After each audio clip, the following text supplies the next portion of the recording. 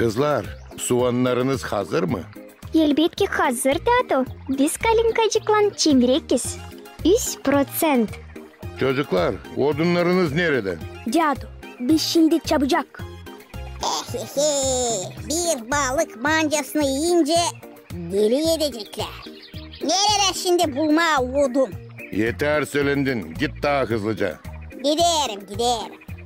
Kelepircik sever kelepirden hepsini. Ne sen? Açtın Amerika'yı. Vaf! Sesirgenin. Sustuk hem hiç dürtülmez. Hiç. Çiço, ya bak ben ne kadar odun topladım. İş mi bu? Balık kaçırıldı. Niye o kadar yöteyirsin ayol? Hepsi balıkları ürküttün. Senin payın kaçırıldı kelepircik. Bilersin. Başka kere yarım ağızla laf edeceksin. 1, 2, 3, 4, 5, 6. Çiço, sen sonra hepsimize var balık. Ya bak ne mıkayıt çocuksun ama. Açan lav gider yemek için. Haydi tutuşturalım ateşi şansora.